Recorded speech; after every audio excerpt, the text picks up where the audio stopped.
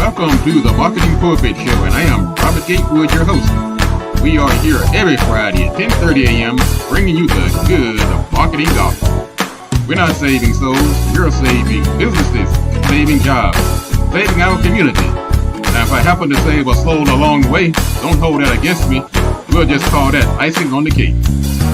Now, the mission at Marketing Pulpit Show is to build strong businesses in our community so that we can put our people to work. And we do that with business development, job creation, and service. So if you ever find yourself in a business crossroads and not sure which way to turn, just turn on the Marketing Pulpit Show because we're on a mission. The show is broadcast live from the illustrious Radio 1 studio. Old keys won't open new doors. Now, to move forward in life, sometimes we get to a crossroads. So I want things to be different. I want things to be better. Status quo is not good enough. So you make the decision to do it. You go, okay, let's do this thing. But you forget, or you just don't consider that you can't get through those new doors using the old techniques that you sometimes are reluctant to abandon. So that's why I'm going to talk to you today about why these old keys won't open new doors and what we can do about it. So let's talk about some ways we can apply this. Well, let's just say, and we're talking primarily to business owners, but some of this can be applicable to wherever you are in life, whether you're a job, relationship, whatever. This is a mindset. This is part of our mindset series. Matter of fact, the Marketing Pulpit is doing a shift as well. We're focusing more on mindset doctrines as we move forward. I've given you a lot of marketing advice, and just like I gave you those 3 S's, I'm going to continue. But I've found out that the folks that have had the greatest improvement and advancement and the highest trajectory in dealing with me are the ones who had a mindset shift. So that's where I'm going to plant my flag in 2025. I'm going to help people with their mindset. And I have the credentials to back it up, by the way. All right, so one thing, let's not bring the same old strategies and tactics to trying to get into these new markets you're trying to get into. Let's just say you're trying to reach young people, for instance. You've been reaching old folks or baby boomers for most of your products and services, but now you decide to expand. That's your new strategy. Well, that baby boomer key might not unlock the door to the Gen Z or the millennials. Let's say you're trying to get into the B2B. You're trying to get into business to business market when you spent most of your life selling to B2C, business to consumer. You're going to need a new approach, a new set of keys. Let's just say you're trying to get into a situation where you're getting residuals income, passive income. You're tired out here working so hard and physically being involved. You want to make some money while you sleep. It's doable. But you can't take the old key to unlock that door. You've got to find some new strategies. And you may have to go back and get some more education. Okay? Another way where this is applicable, you're trying to bring old technology into a new business environment. Not going to work. That old key is not going to open those doors you're trying to get into. I know some of you guys are scared to death of AI. Man, that thing's by the devil. Well, it might be. So many things that are in business seem like spawns of the devil, Lucifer, whoever. I'm pretty sure it's not. We were afraid of the internet when it first came out. We were afraid of people were afraid of the telephone when it first came out. TV, you name it. Yes, it can be somewhat frightening, some of the things that AI can do. You go to your computer and type in. I just tried out this new app this morning. I was standing there, just getting out of the shower, dried off, and this idea came to me. You're going through your Instagram feed, and one caught my eye. So you type, and this is rather old technology to you folks who's really, really into AI. But I said, I'm going to try this particular app. And I said, okay, type in bull in a china shop. Took about maybe 3 or 4 minutes. That thing gave the perfect looking bull walking through a china shop. Now, if you're out there and you trying to be designer or doing digital marketing, and you still out here trying to go in Google, find the image, spend all this time running around when you could be using your creativity, you got to embrace this new technology. That's all I'm saying. So there are other examples I can give, but this is just one of them. If you want to be in the new digital era, you want to get behind that door, you can't bring your old keys. They're going to run you out of Dodge. Also, you can't bring the same old products time and time again, too. You got to shake it up. People want new things. I don't care how long you've been doing it, how good you have become at producing it. Eventually, folks want to see something new. So you got to bring some new products into 2025, some new services. Just look at what you're offering right now. Okay. Even let's say if you have limited capacity, you may have to let something go, but mix it up a little bit. Doesn't matter what service you're in. I'm telling you. You could be an attorney. You could be a landscaper. You could be a web designer, social media strategist, an accountant. Sometimes you can just repurpose or rename, relabel some of the services that you already offer. Just give it a new twist. Those old keys aren't going to open new doors if you're trying to expand your market with products and services. Also, spare me the river. You did some great things in the past. Cry me a river. It's old nostalgic.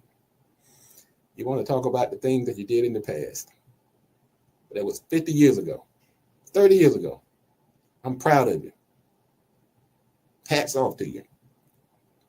But you got to do some new things, folks. You got to up that bio, that resume. I mean, it's nice that you did this back when you were the president of your class in college or high school. I'm proud of you. Maybe you got an award back in 1990. That was great. But I know you're doing some great things now. You didn't just stop being great, but then you kind of turned it down a little bit. You kind of rested on your laurels a little bit. Or you're probably not giving yourself enough credit for some of the things that you've already done. So if you're trying to get through those doors of accomplishment, you got to bring a new set of keys. Okay, go back and dust off some of those accomplishments that you've done recently. And sometimes you're selling yourself short. All right. Now the landscape is changing. What you got to do, the business landscape is changing. People are working from home. People aren't meeting in person like they used to. Networking is different. I went to this event last night. I pulled out my business card, man. People looked at me like I was a dinosaur. They said, what you supposed to do? What's that thing there? Man, that's a cool, what is it, made out of paper? Oh, it got your name on it? Ooh, hey, man. Where'd you get that from? The Stone Age? Everybody's using Blink now. So, of course, I just pulled out the card to kind of throw them off a little bit. But sometimes I think that technology can slow you down, though, if you've ever been doing it a lot. So Blink is like an app you put on your phone, and it puts your information, the information you want to share. Let's say you want to share your phone number, maybe your email address, your web address, a photo, maybe your logo. You put that in Blink, and then the person who has Blink also just take a picture of your QR code that Blink produces for you, and your information is exchanged. It goes right into their contacts. So you gotta evolve with this new business landscape. Now, this, like I said, some of you young folks, this is old school stuff. But I know my audience. Many of my audience people like scratching their heads. What's this thing again? Blink? No, it's Blink. B-L-I-N-Q. I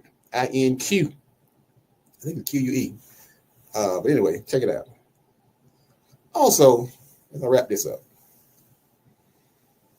trying to get through these doors in 2025 and beyond, You got to grab some new keys when it comes to your mindset and how you look at life and business and people. You can't bring that mindset that's been grounded in negativity, pessimism, amorality, unethics. If you have any of that, and I know there's nobody in this group, but let's grab a new sense of positivity, forward thinking, can do, uplifting, supporting, appreciating, gratitude. That old key, and sometimes I don't know how we got there. Sometimes we had some bad experiences. We can get cynical, skeptical, get negative.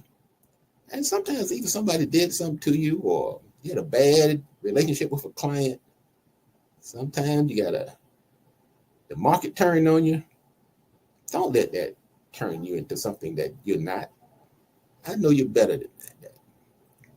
So if you want to go into this new opportunity, this new marketplace, this new year, this new era, let's discard those old keys that was locking us out and get some new keys of optimism,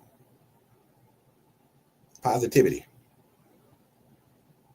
forward thinking. I refuse to be negative. I refuse to be down. You all see this guy sitting up here every Friday. You figure, man, life must be perfect for him.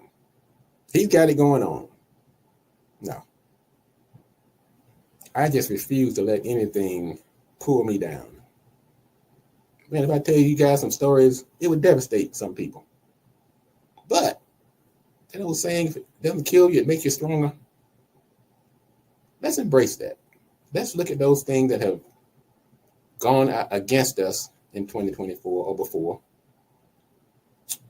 Let's build some emotional scar tissue and move forward with a new sense of determination, positivity, grace. We're going to be all right. We're going to be all right.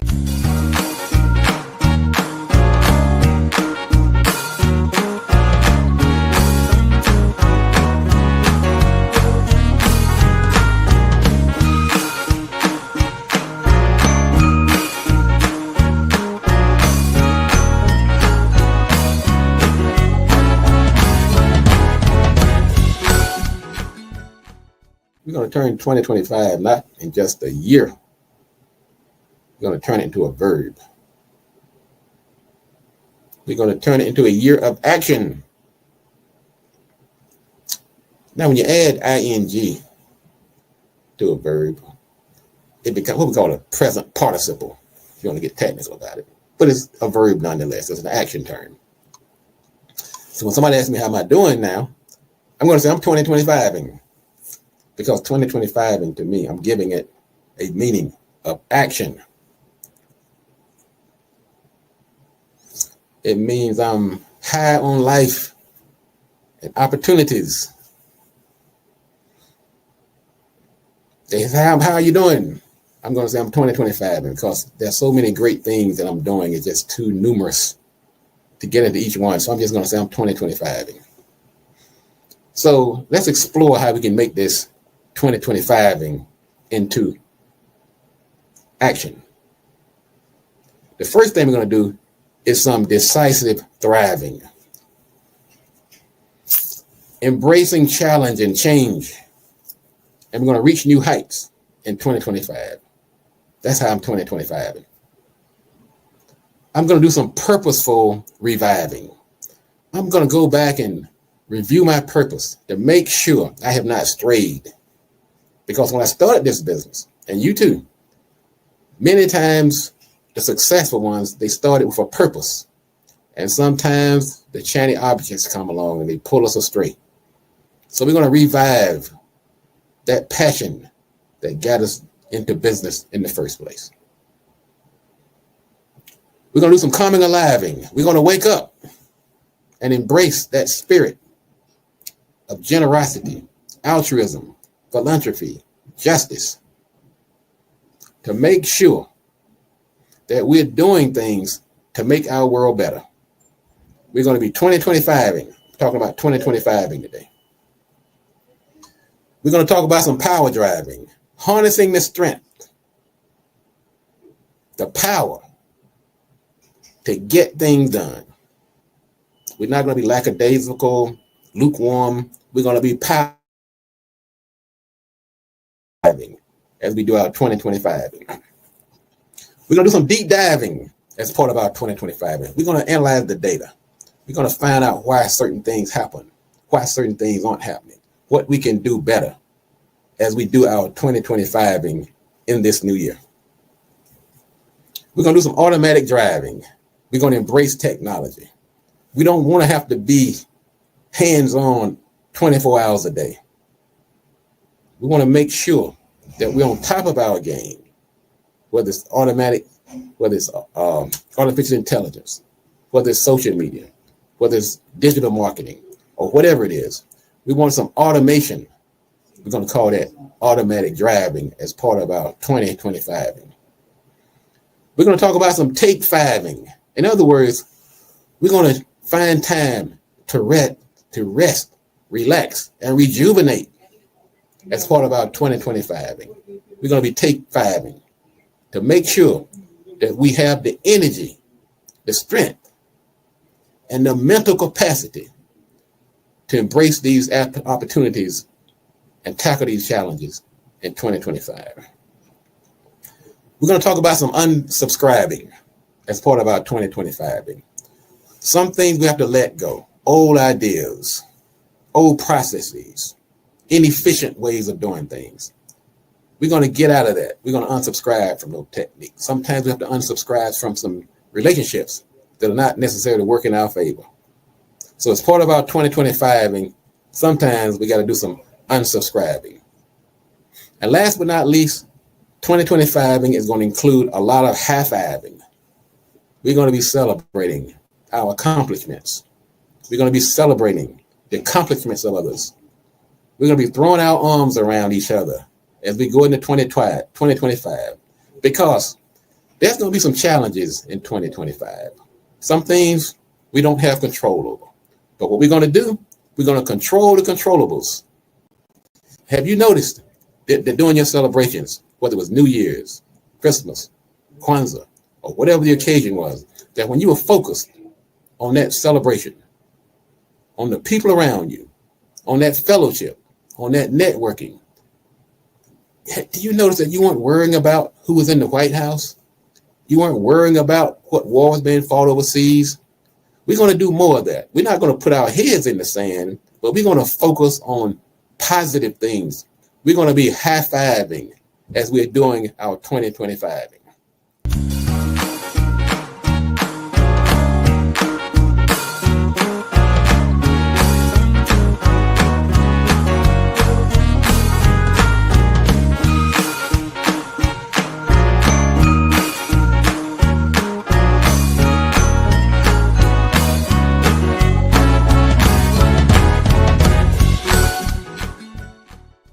Into a feast, a house into a home, a stranger into a friend. And this quote was authored by a young lady named Melody Beatty. She'd been drinking at the age of 12. She was an alcoholic by the age of 13 and a drug addict by 18. Yet, Miss Betty graduated from high school with honors. She didn't count her worries or her woes. In spite of all of that she went through, she found enough gumption, enough strength, and enough gratitude to get through high school to become a renowned author. And she graduated from honors with high school. So we're talking to business owners primarily today, but whether you're a business owner or not, sometimes sales are down, your supply chain is broken, staff done walked out on you. so many things that can go wrong. But the fact that you have a business in the first place, that you have people that think enough of you to give you their hard-earned money. I had to think about that sometime. I seen it last night, closing out the month. I'm thinking the month was done. Boom! I look, you know, you get that little ding that somebody sent you some money on the 11th hour. This client who I thought was done with me for the month popped in his payment. I said, man, we got to talk about gratitude for a minute. This person could have taken that money and done a lot of other things with it. So I don't take it lightly. I'm the son of a sharecropper. I pick cotton. These hands have picked cotton in cotton fields. His hands have been a shoe shine boy. This young man in front of you has had 13 siblings. We've slept in a house with 10 people, 2 to a bed, 6 to a room. I am grateful, and I don't take anything for granted. So why should you count your blessings as a business owner?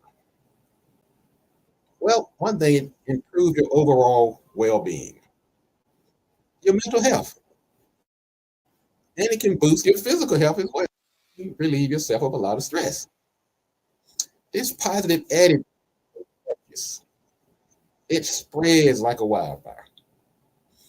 Therefore, it leads to increased productivity and motivation. There are some tangible reasons to embrace gratitude. On the other side, if you're walking around worrying and counting all your woes, you're going to burn yourself out.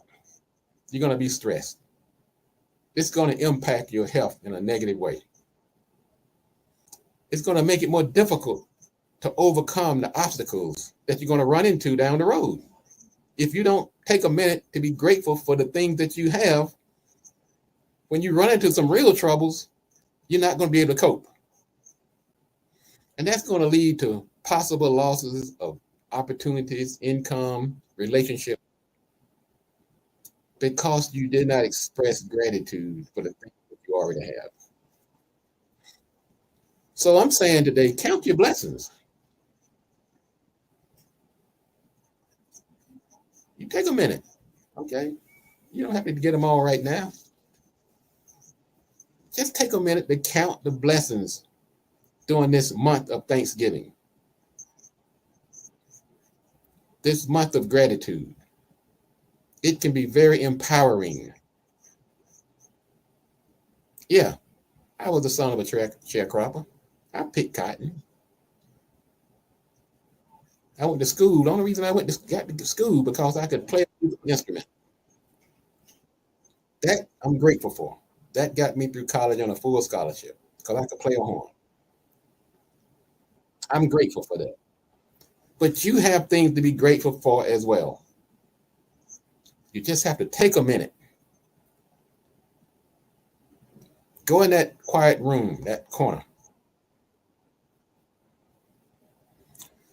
So, to ways to increase your gratitude, you might do things like journaling, meditating, even prayer.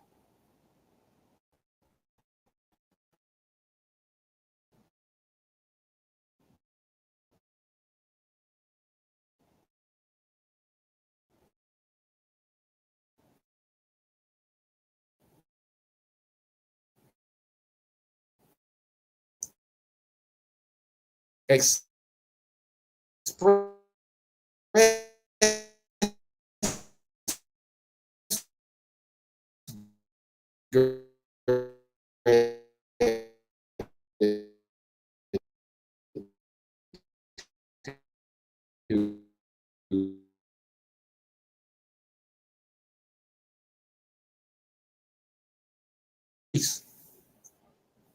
your blessings. You acknowledge the blessings, and they will be more bountiful.